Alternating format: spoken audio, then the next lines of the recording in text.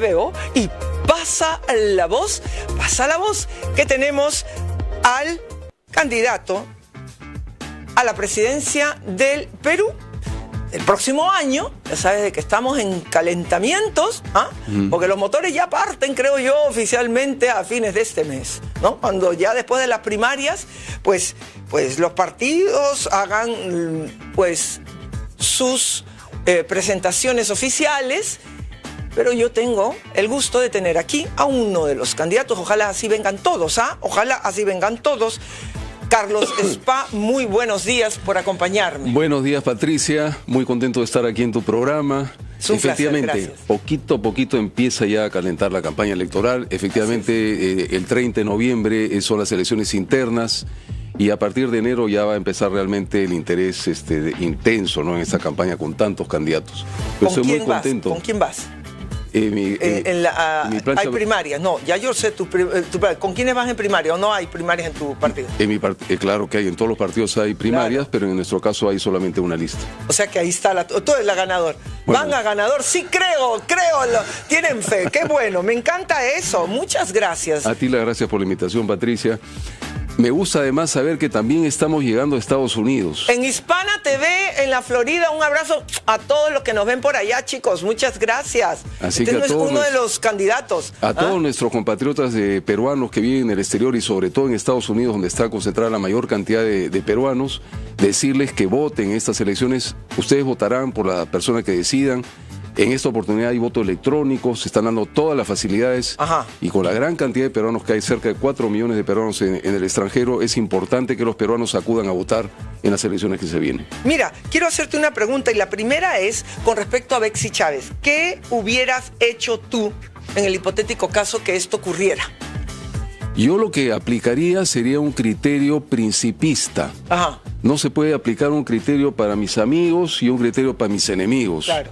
Debe haber un mínimo de coherencia, un mínimo de consistencia. Entonces, aquellas personas, por ejemplo, vamos a decir un ejemplo, aquellas personas que se oponían de manera muy radical al asilo al expresidente Alan García, deberían oponerse con la misma radicalidad al exilio o al asilo a la señora Bexy Chávez. Y las personas que estaban a favor del asilo al expresidente Alan García deberían estar a favor del asilo a la señora Chávez. Y sin embargo eso no ocurre. Entonces yo lo que hago es un llamado a la cordura, a la tranquilidad y a tratar de regresar a aquellos análisis basados en los principios y no en las pasiones políticas de las amistades y las enemistades que tanto daño le han hecho al Perú. Bueno, yo déjame decirte que yo sé que tú has estudiado, eres abogado también, periodista, abogado y eres diplomático. Entonces, bueno, diplomático, digamos, trato de ser diplomático a mis maneras. Jaime Bailey hoy día en el diario El Comercio ha sido muy generoso. Muy diplomático. Y muy diplomático. Sí, ¿no? Porque te había dicho cochero de Drácula, ¿cierto? Sí. Estás dentro de uno de sus libros, siempre los grandes amigos en las memorias, ¿no? Varios libros, pero bueno, ahí me ha emocionado mucho el artículo de Jaime hoy día realmente, porque ha recordado esas épocas tan bonitas que Pero vivimos. ¿ha dicho la verdad o ha sido fábula? Porque la otra vez dice de que te peleaste con él, te pusiste tú arisco porque perdiste un partidito de tenis. Entonces, ¿cómo ha sido esta vez? Dime, según tú que has vivido la realidad, ¿ha sido fábula lo que he escrito ahora o es verdad? Mira, Jaime y yo hemos jugado infinidad de partidos de tenis y me encantaría algún día poder rememorar esas épocas y volver a jugar un partido más. Jaime en uno de sus reels hace algunos meses ya dijo, ¿no? Qué bonito sería volver a jugarnos un partidito de tenis más. Sería muy bonito realmente. Mira. Jaime, ya sabes, te están hablando. Sí. Así que yo recuerdo todos esos partidos de tenis. Pero dime, lo que he escrito, ¿cómo ha sido? Lo que he escrito hoy en El Comercio, ¿qué fue? ¿Es verdad o es fábula lo que he escrito? Bueno, Jaime es un gran literato. ¿Lo que he escrito es verdad o es...? Hay muchas ¿Son vivencias o hay de muchas verdad? Partes, muchísimas partes que son verdad, efectivamente. Sí. Ok, y entonces, aclaración de lo que he escrito en su columna hoy, que no es cierto. Bueno, yo la verdad, no recuerdo tanto ese partido de tenis. La verdad que no lo recuerdo. ¿Ya? Pero puede ser que se haya producido y yo lo haya olvidado, o puede ser que Jaime haya de manera literaria juntado varios partidos de tenis y haya hecho un resumen.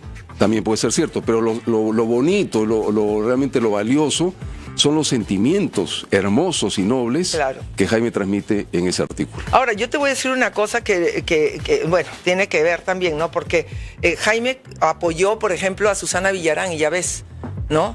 Entonces, pues hay que tener como que cuidado, ¿no? Es como que... No, pero Jaime ha hecho una muy buena aclaración. En este artículo Jaime lo que dice es que él siempre se ha equivocado cuando ha votado. Entonces ahora, como tenemos esa entrañable amistad, él dice, no, generalmente yo cuando voto mi candidato no gana. Entonces ahora no voy a votar. Para que ganes. Muy bien, muy bien. Hablabas tú de que va encomiendándonos a los hermanos en el extranjero, que hay este voto electrónico. Cuando la OMPE sacó hace unas semanas, Corbeto dijo esto, yo me alarmé. Te digo honestamente. ¿Por qué? Porque hasta ahora no dice cuál es la compañía que nos va a hacer el trabajo digital. O sea, si me entiendes, ¿cuál es la tecnología que vamos a usar? Porque si es Smartmatic, yo le respondí, ¿no? Porque había sacado, el jefe de la OMPE precisó que el voto digital es un piloto solo para las Fuerzas Armadas y la PNP y será auditado por el Jurado Nacional de Elecciones y una firma norteamericana. Y yo me alarmé y dije yo, a ver, señores de la OMPE, ¿cuál compañía será? Porque si es Smartmatic, está siendo acusada por el Departamento de Justicia de los Estados Unidos, precisamente porque está siempre en un contubernio de soborno. Y en este momento hay una denuncia oficial porque aparentemente ha sobornado a un señor pues en las Filipinas para que le compre Smartmatic para las elecciones. Y así siempre ha sido medio raro. Entonces hasta ahorita no se sabe qué compañía, hay que tener cuidado, ¿no? Sí, bueno, esperemos que dé pues el nombre de la compañía lo más pronto posible. Yo creo que en este momento los órganos electorales, tanto el Jurado Nacional de Elecciones como la OMPE, como la RENIEC, tienen una gravísima responsabilidad, tienen un gran desafío. O sea, las elecciones que vienen va a ser la primera vez en la historia del Perú que hay la cantidad de candidatos que hay, que son cerca de 39, 40 candidatos. Se ha restablecido el sistema bicameral, 30 van a ser elegidos en el Senado por distrito electoral único y 30 por distrito electoral múltiple. O sea, va a ser una tremenda hoja que el elector va a tener que decidir entre una sábana. Diputados, Senado Nacional, Senado Regional, Parlamento Andino, Presidente de la República, son muchos. ¿Alguna vez te imaginaste que íbamos a tener una boleta de esas para la elección? Jamás me imaginé. ¿Y por qué crees que se está dando? ¿Cuál es la reflexión? Son 3 razones, de las cuales nadie quiere hablar. Primera razón, financiamiento público a los partidos políticos. Hacer un partido político en el Perú se ha convertido en un negocio porque el Estado entrega 75 millones de soles a los partidos por no existir. Y ahora tiene la desfachatez de haber aumentado a más de 100 millones de soles.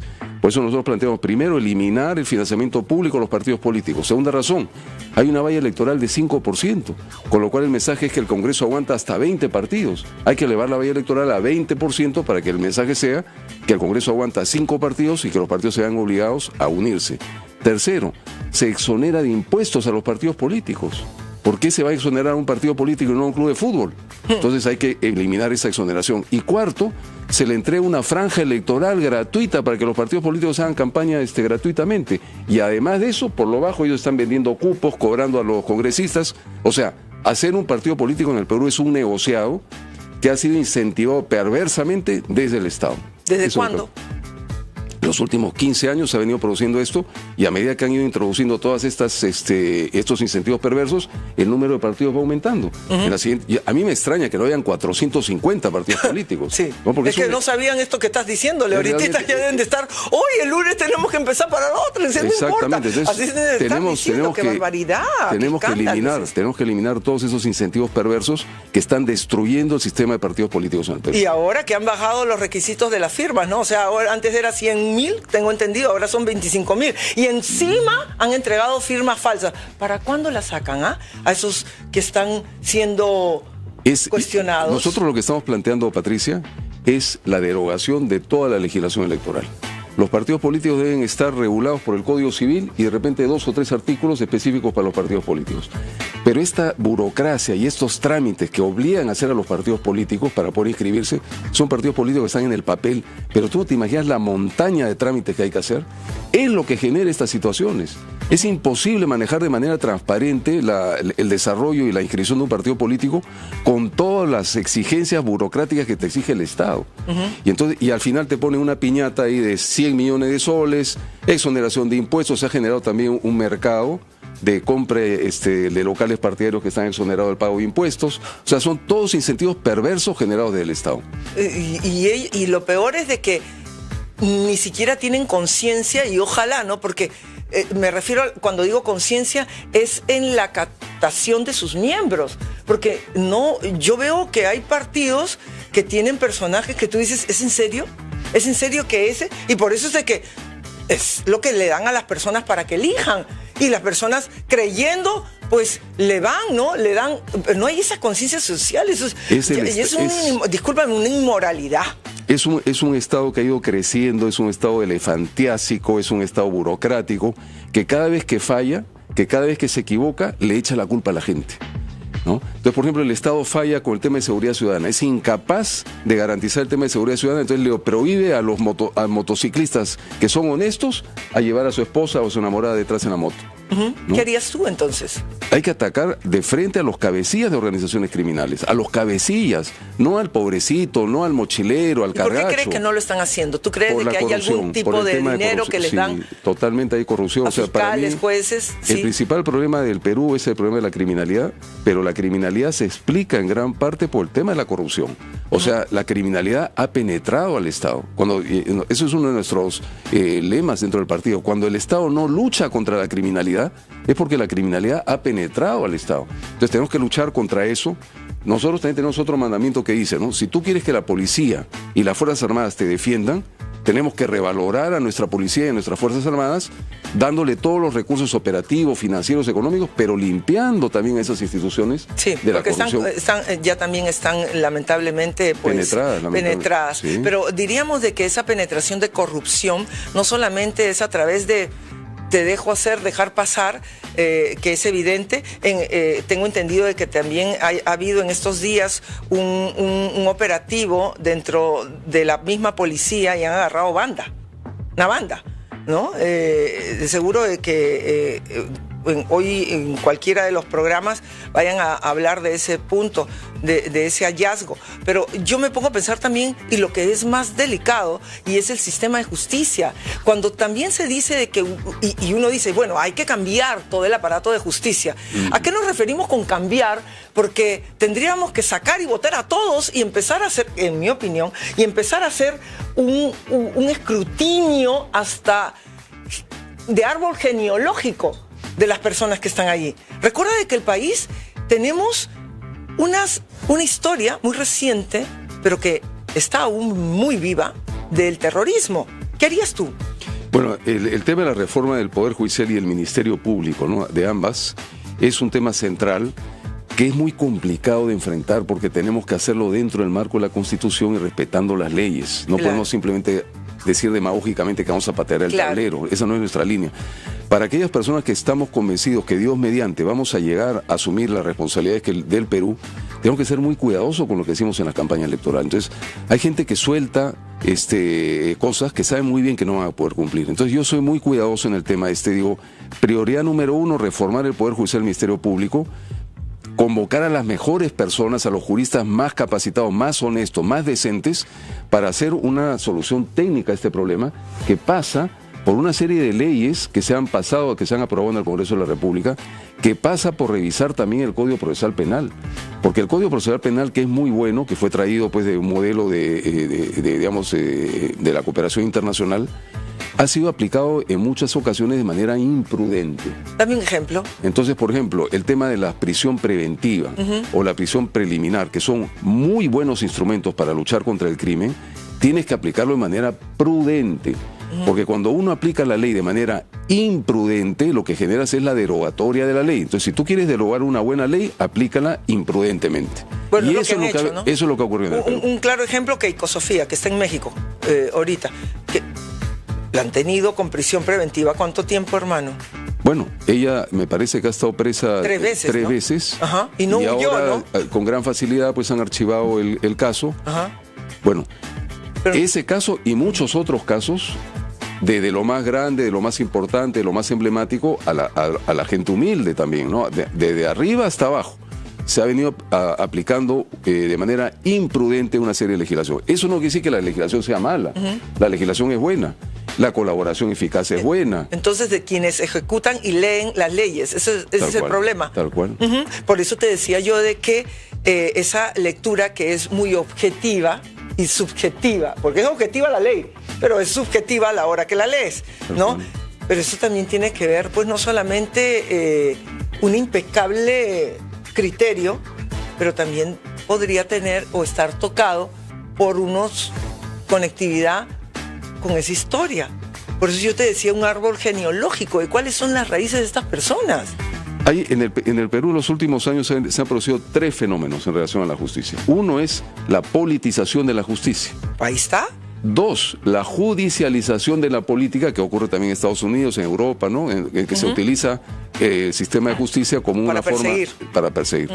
Y en tercer lugar se ha producido la farandulización de la política, que también es otro grave problema. Entonces tenemos que ser conscientes, las personas que estamos de alguna manera asumiendo responsabilidades de conducción al país, encaminar y regresar al camino de la prudencia. Por eso es que yo empezaba esta conversación diciendo que hay que bajar un poquito los decibeles. Hay una serie de candidatos que, bueno, están más o menos en posiciones expectantes en las encuestas y están en una pelea y en una dame y te doy de adjetivizaciones, de insultos. Y mientras tanto la gente los ve y dice, pero yo no tengo agua. Son 7 millones de peruanos que no tienen acceso al agua y al saneamiento. Y estos están ahí insultando por arriba y por abajo están en la repartija, porque el Congreso de la República se ha convertido en un lugar de repartija y de una agencia de empleos. Bueno, sí, pero también estás claro de que lamentablemente eso no debe ocurrir, pero sí es una realidad. Pero estás claro de que si no hubiera existido un balance, sobre todo en este gobierno que estamos viviendo, que estamos a puertas de final, que inició con Pedro Castillo, ¿no? Que yo creo que todo inició desde la sacada del Echay y que lo obligó a renunciar a Merino, y de ahí para allá, y entra Pedro Castillo. Está claro de que si no hubiera existido este balance del Congreso, ¿estuviésemos en el desahucio como país? Mira, yo como yo veo la cosa, nosotros empezamos en la década del 2000 con un sistema presidencialista atenuado. Ya, claro. Sí. Y las diferentes situaciones, coyunturas políticas, la salida de PPK, la salida de Merino, la elección de Castillo, etcétera, etcétera, ha ido llevando a una situación en la que en este momento nos encontramos en un sistema parlamentario. Y la Constitución no tenía esa intención, ese no era el espíritu de la Constitución. Hemos pasado de un sistema presidencialista atenuado a un sistema parlamentario donde los que mandan ahora es el Congreso. Entonces la vez pasada yo estaba en un debate con un político que decía, porque fíjese usted que son 7 presidentes que están presos. Efectivamente están presos. Pero ¿cuántos congresistas están presos? Debería haber un montón de congresistas también presos, ¿no? Muchos sueldos. Los mochasueldos, los lobistas, los que ponen a sus familiares.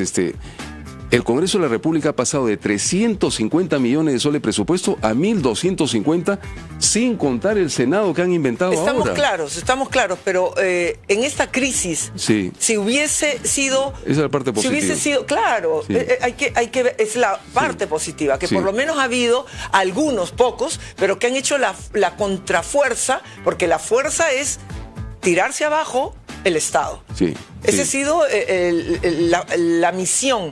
Está claro que yo diría que la mayoría de ellos, guiados por la mala intención de ellos de conservar sus privilegios todo lo posible, residualmente han logrado por lo menos que los comunistas, que los que no creen en la democracia, que la gente totalitaria no han logrado sus objetivos. Por eso te digo, y yo creo de que ahí han dicho, bueno, nos merecemos algo y están en lo otro, ¿no?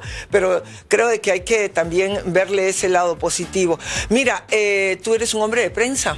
Sí, yo tengo más de 40 años como periodista. ¿Cómo te sientes con la prensa de hoy?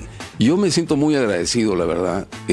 Yo tengo la suerte de poder hablar con los periodistas del Perú, de todos los medios de comunicación, de Lima y de provincias, yo hablo con ellos como con mis colegas. Entonces yo tengo la suerte de poder hablar sinceramente con ellos y ellos también tienen se sienten esa confianza, ¿no?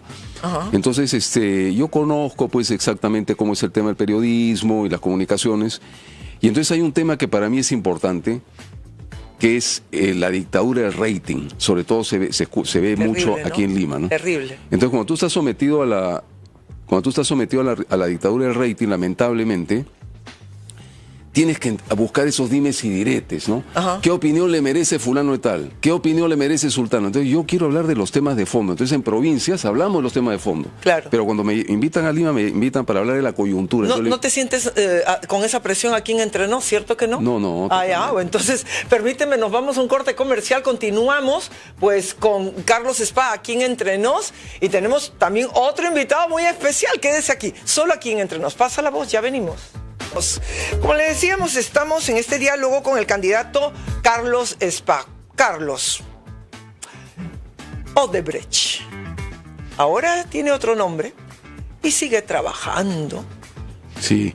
¿Qué harías tú? Mira, en el caso ha sido pernicioso y corrosivo la penetración de estas empresas brasileras con el agravante de haber sido respaldadas por un gobierno como fue el gobierno de Brasil.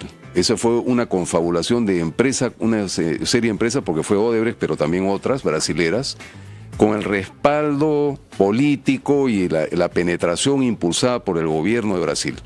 Por eso que nuestro mensaje siempre es, en nuestro gobierno, todos los países que deseen venir a invertir al Perú, todas las empresas que deseen venir a invertir al Perú son bienvenidas, en la medida que respeten la soberanía nacional, en la medida que respeten el medio ambiente y en la medida que respeten los derechos laborales.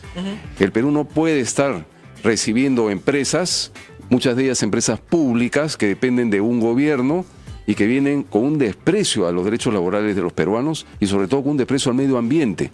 Entonces hemos tenido una lección horrible con el tema de Odebrecht y de las empresas brasileras, sobre todo durante el gobierno del expresidente Toledo, pero con esas lecciones aprendidas ahora tenemos que mirar hacia el futuro y ser mucho más cuidadosos cuando autorizamos que determinadas empresas... ¿Revisarías los contratos? Bueno, yo por una parte soy un firme creyente en la seguridad jurídica. Nosotros estamos planteando, por ejemplo, la creación de zonas económicas especiales con el objeto de promover la creación de 5 millones de puestos de trabajo formales durante nuestro gobierno, y evidentemente eso pasa por el respeto a la seguridad jurídica y a los contratos. Ahora, nosotros estamos planteando también la introducción de una cláusula anticorrupción en los contratos, que va a generar la nulidad de los contratos en el caso de que se verifique la corrupción. Pero eso tiene que darse dentro de un proceso. Yo no puedo patear el tablero de la noche a la mañana y antes de empezar el proceso decir este contrato lo anulo porque yo soy el Poder Ejecutivo. No, nosotros respetamos la separación de poderes, nosotros respetamos a las instancias internacionales, al CIADI, al Banco Mundial. Nosotros respetamos también el tema de las inversiones que pueden hacer las empresas en el mediano y largo plazo, que es lo que queremos promover, y en ese sentido tenemos que respetar la seguridad jurídica. Una pregunta, por ejemplo, si te hubiese tocado entrar como presidente y hubieras visto un caso de un contrato que se hiciera con anterioridad a tu gobierno y sabes que está siendo víctima el pueblo. Tal cual. En pagar impuestos. ¿Qué harías entonces? Yo hubiera sido la parte demandante. Yo sería el denunciante. Yo me iría al CIADI. Yo le exigiría al CIADI que anule ese contrato y que le obligue a esa empresa a reparar al Perú. Esa era la forma de hacerlo, no ser los demandados. El Perú tendría que haber sido el demandante al CIADI, no el demandado. Ese es un tema muy claro para mí. Existen los mecanismos en los diferentes tratados de libre comercio que el Perú ha firmado con muchos países, existen mecanismos para la solución de controversias, pero hay que seguir el procedimiento, sobre todo cuando estás hablando de 2.400 millones de dólares, claro, ¿no? Que es una espada de Damocles que tenemos ahora sobre nuestra cabeza.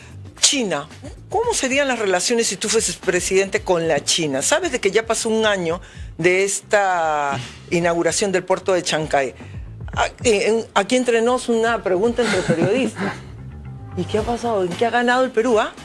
¿En qué ha ganado este año? Sí. Porque no lo veo en headline, no lo veo en titulares. Hemos ganado. ¿Qué harías tú con China? Mira, yo al gobierno chino, yo he hecho ya algunos podcasts dirigiéndome directamente al señor Xi Jinping, porque el problema es el siguiente.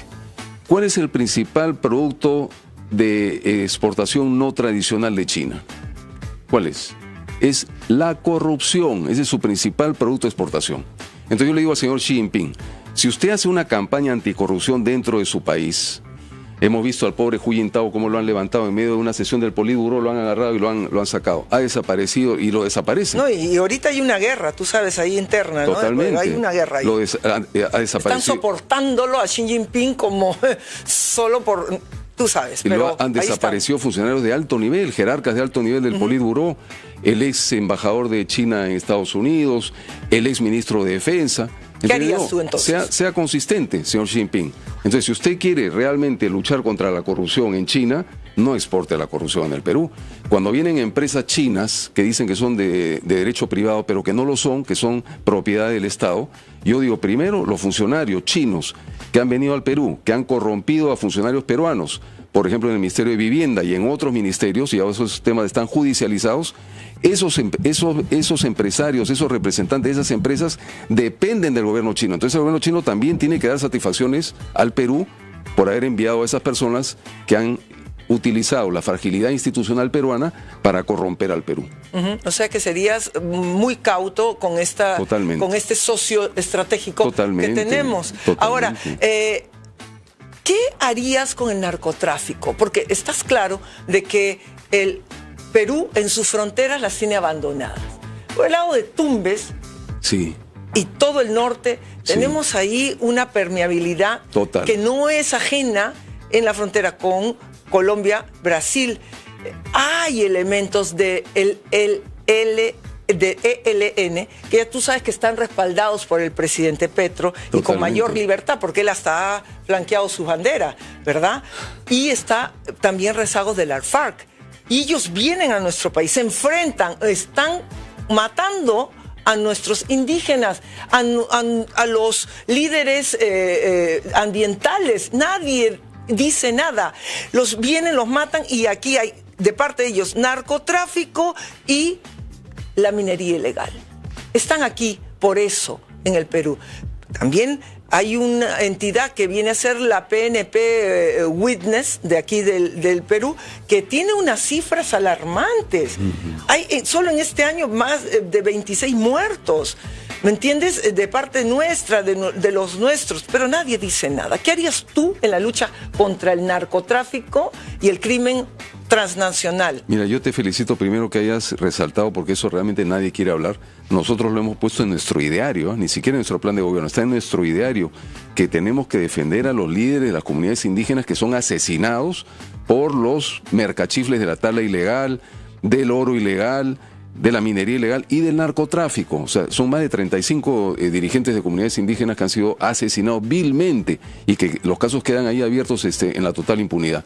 En los últimos 25 años se ha venido aplicando un modelo que se llama de chorreo, de piloto automático.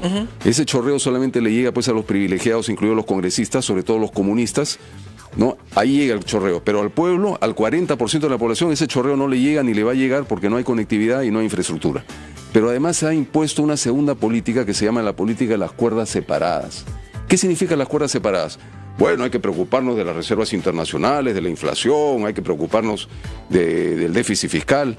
Pero ¿y qué hay de la tala ilegal, de la minería ilegal, del narcotráfico, del contrabando, de todas estas lacras que han ido penetrando al Estado a través de organizaciones criminales? Ese es el tema de las cuerdas separadas. Nosotros vamos a poner fin al tema de las cuerdas separadas. Esa porosidad que hay en nuestras fronteras, por ejemplo en la frontera con el Ecuador, hay 8 pasos clandestinos, entre comillas clandestinos, porque todo el mundo sabe perfectamente dónde están, y que pagan 30 soles y entran tranquilamente. Entonces aquellas personas demagógicas que dicen vamos a expulsar a los venezolanos, claro, lo vas a expulsar para que al día siguiente vuelvan a entrar por esas fronteras porosas, ¿no? Entonces nosotros estamos planteando es regresar el imperio de la ley con toda la fuerza y la energía. Uno, en los penales que han sido privatizados y que son manejados por cabecillas de organizaciones criminales.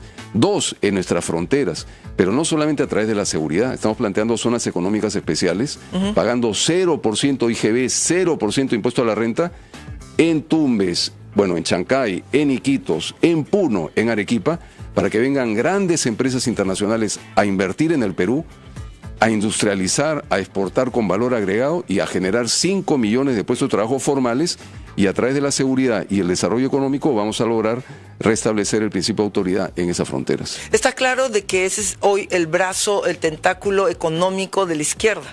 La minería ilegal, la tala de madera y el narcotráfico. Totalmente, o sea, y eso era eso que hablábamos de los incentivos perversos, ¿no? Por ejemplo, el tema del financiamiento público, esa plata que le regalan a las cúpulas partidarias, que además genera más corrupción dentro de los partidos políticos, se dio con el pretexto de decir, bueno, hay que darle plata a los partidos para que no ingrese la plata ilegal, para que la minería ilegal no aporte. Yo pregunto, ¿se ha disminuido en una iota, se ha disminuido el ingreso de dinero ilegal a los partidos políticos? Hoy más que nunca los partidos políticos están recibiendo dinero de la minería ilegal, del narcotráfico. Entonces, por una parte, eliminar el financiamiento público a los partidos políticos, y en segundo lugar, que los partidos políticos, en lugar de estar sometidos a la fiscalización de la OMPE, que es un órgano electoral, que estén sometidos a la fiscalización de la Unidad de Inteligencia Financiera, ¿no?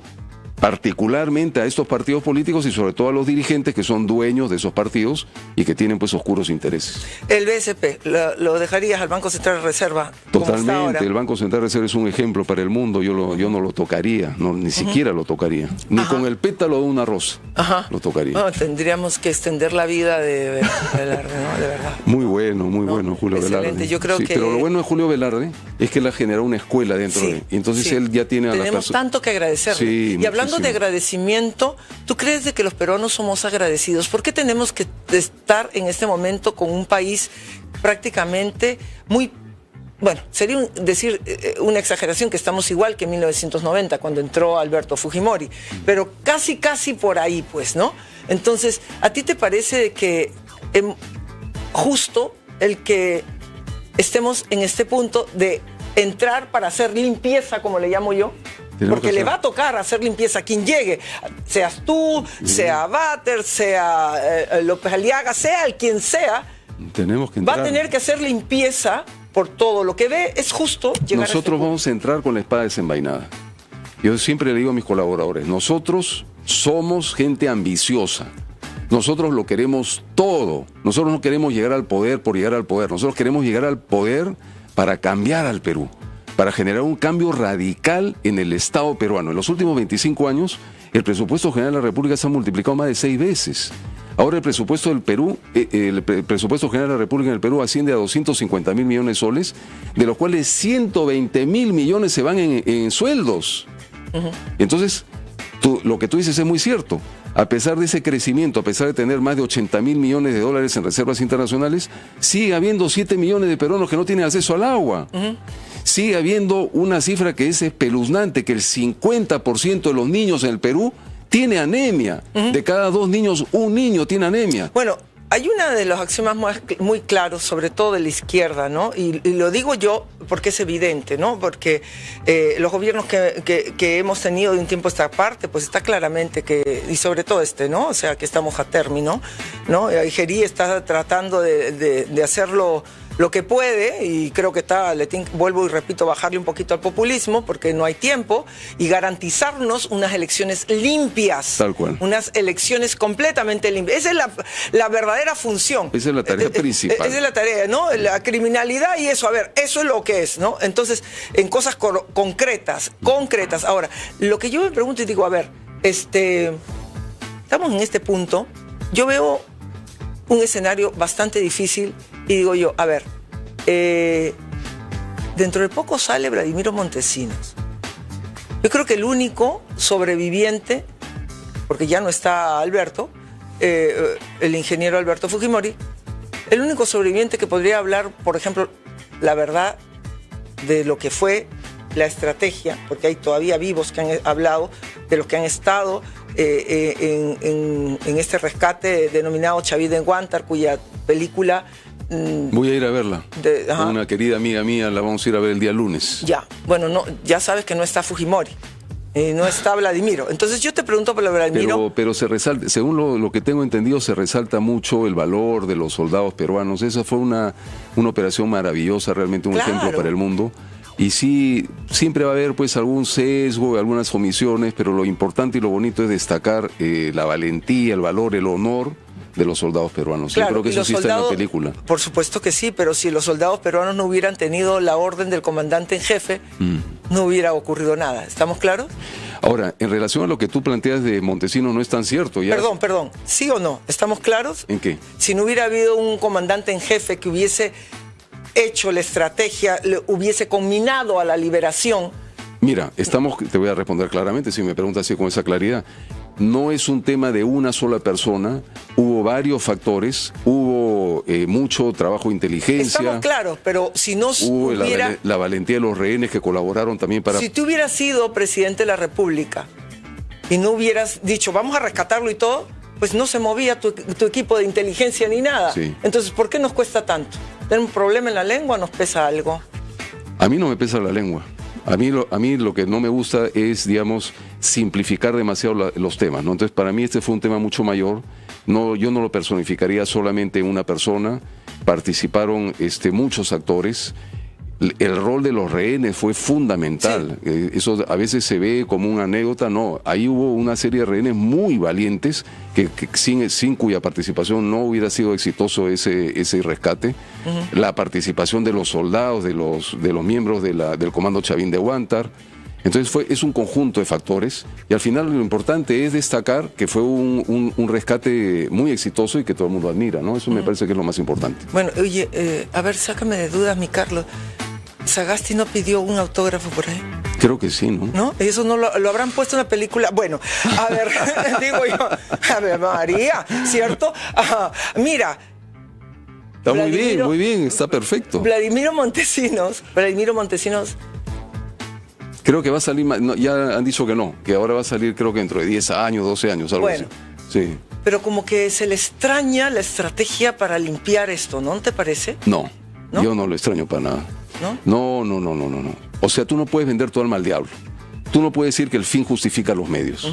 ¿No? Los medios son tan importantes como el fin. Entonces nosotros somos muy enérgicos, somos muy decididos en lo que vamos a hacer, pero de manera transparente, de manera democrática, sin destruir las instituciones, sin promover la corrupción, sin hacer las mañas y las cosas terribles y pésimas que hizo Vladimiro Montesinos. Claro, porque estamos hablando también, Carlos, después de lo aprendido, ¿no? En el momento estábamos luchando sin economía, sin tecnología y con una guerra hasta aquí con un país de que no daba... solamente daba para atrás, o sea, no daba ni para adelante, era para atrás. Entonces, terribles. Ahora yo entiendo tus palabras, pero en el momento, si te hubiera tocado ser a ti... Mira, nosotros hemos vivido unas situaciones terribles y te voy a recordar una situación que para mí es muy importante porque en esa época trabajaba en el Fondo de las Naciones Unidas para la Infancia, UNICEF. En ese momento se produjo una epidemia que se llamaba la epidemia del cólera. Esa epidemia es una epidemia de la Edad Media. En la Edad Media, donde habían pequeños burgos, ciudades aisladas de 200 personas acá, 300 personas acá. En esa época se producía la epidemia del cólera. Y de repente llega en pleno siglo XX, la epidemia del cólera a una ciudad pues de 7, 8 millones de personas y empezó a morir. La tasa de mortalidad en ese momento del Perú fue la más alta en la historia de la humanidad. Y luego, como por arte de magia, cayó la mortalidad y se controló totalmente. ¿Por qué se controló? Dirán, bueno, es que el gobierno, sí, efectivamente. Bueno, la cooperación internacional, sí, efectivamente. Pero básicamente las organizaciones sociales de base, que empezaron a repartir las bolsitas salvadoras de manera eficientísima. Ningún país del mundo hubiera logrado la distribución de esas sales de rehidratación oral como lo hicieron las organizaciones sociales de base. Nosotros estamos planteando que en nuestro gobierno vamos a nuevamente darle el empoderamiento y el reconocimiento a los comedores populares, al vaso de leche, a las organizaciones de las madres, que han sido tan maltratadas en los últimos 25 años con el cuento del clientelismo político. Nosotros no creemos en ese cuento del clientelismo político y nosotros le vamos a dar el reconocimiento y el apoyo financiero a esas organizaciones. ¿Vas a ir al sur? Bueno, he estado en Puno ya en 2 oportunidades. ¿Qué tal? Muy bien, he estado ahí por Yunguyo, Desaguadero, en Ilave, estuve en Chucuito. ¿Estuviste dando entrevistas allá? Y doy entrevistas. ¿Qué tal? Entonces, bueno, yo ya lo he contado esta anécdota. Un periodista se me acerca y me dice, bueno, Carlos, me dice, nosotros queremos resumir acá. ¿Tú eres de derecha o de izquierda? Entonces yo le dije, mira, ¿qué te parece si te doy mis propuestas y después me dices si soy de izquierda o derecha? Vamos a traer el gas de Camisea a Puno. Vamos a poner granjas de paneles solares para Puno. Vamos a integrar la producción de carne de Puno al circuito comercial de carne de Brasil a través del puerto Matarani. Vamos a establecer un instituto tecnológico superior con ISO superior máximo con apoyo de los Estados Unidos para que los jóvenes de Puno puedan producir baterías para autos eléctricos utilizando el litio de Macusani. ¿Qué te parece? Ah, no, de izquierda, me dijo. ¿Y dónde te encuentras tú en el espectro político? Yo no acepto, yo le digo a mis amigos, a mis compañeros y a todos los periodistas, ustedes me quieren poner etiquetas, yo creo en la libertad de prensa, pónganme la etiqueta que quieran, pero no me pidan a mí pues que me ponga yo una etiqueta porque no me la voy a poner. En el último minuto, la familia. Muy importante, para nosotros la familia es muy importante, está en nuestro ideario, para mí personalmente también es muy importante. Ayer hablaba yo con una amiga, justamente le decía eso, ¿no?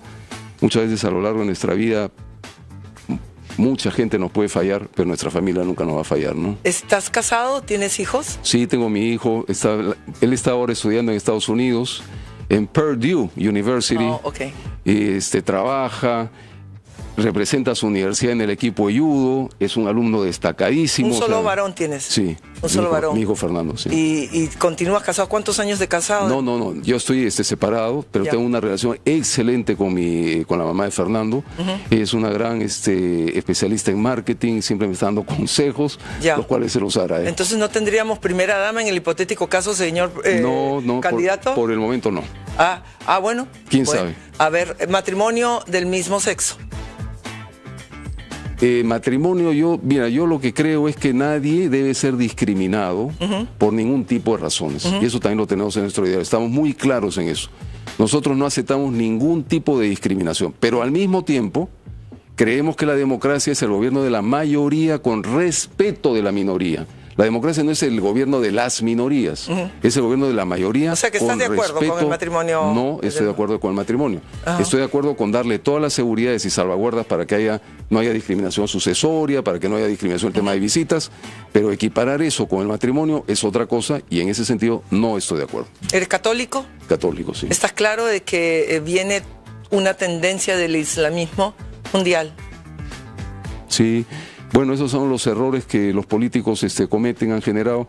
La señora Angela Merkel, por ejemplo, que en su momento la ponían como lo máximo de lo que significaba ser un estadista, ahora estamos viendo pues los estropicios que ha causado en Alemania y en otros países de Europa. ¿Qué harías para evitarlo? Porque aquí tenemos ya a Hezbollah en representación de Edward Quiroga. Sí, bueno, nosotros a esas organizaciones terroristas, nosotros no entramos en ningún tipo de media tinta. Nosotros perseguimos al terrorismo con toda la fuerza y con toda la autoridad que debe tener una democracia que sabe defenderse y que sabe defender a su pueblo.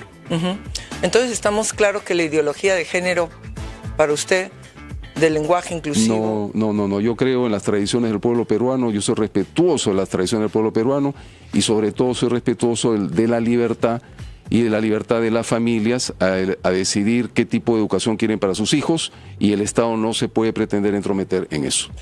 Si hubiese la oportunidad de trasladarte en una visión en 5 años, ¿qué le dirías a Carlos Spa de lo que va a vivir?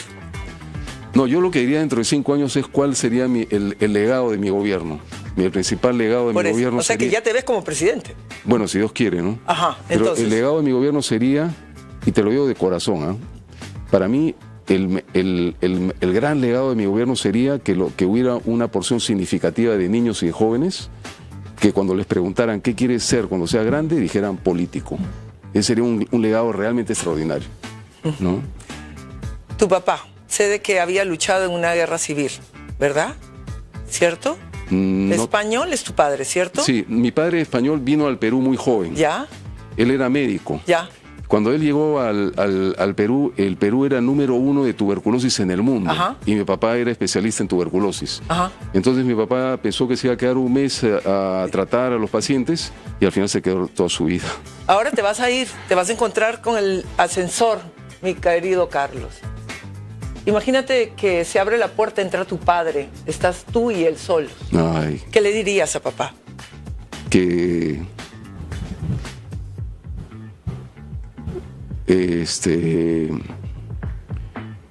Bueno, que voy a hacer lo posible para que esté orgulloso de mí.